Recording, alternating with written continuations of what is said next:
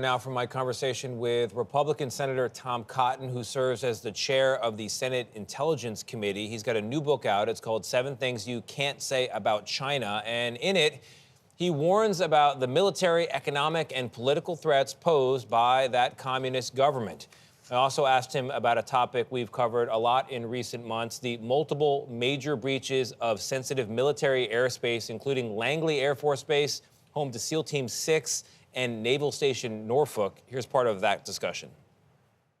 They're on-the-record interviews with generals confirming this is happening, and yet, shockingly, the military isn't allowed in many cases to shoot these things down. Yeah. So 2 questions. Who's flying these drones? Is it Russia? Is it China? Is it somebody else?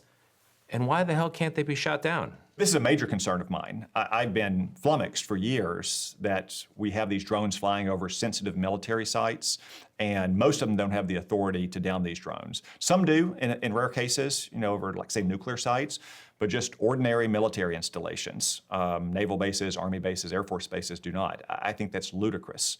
That's why I proposed legislation with Democratic Senator Kirsten Gillibrand from New York to provide local base commanders the authority and the capability they need to down those drones and to hold them responsible for doing so. You're in the Gang of 8, which means you're privy to the tippy-top secrets of the U.S. government.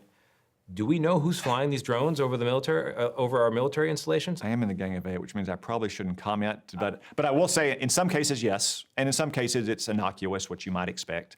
It's hobbyists or enthusiasts, but in some cases, no, and that's very worrisome. And that's why we need base commanders empowered and held accountable for protecting the airspace on their bases, just like they protect the perimeters.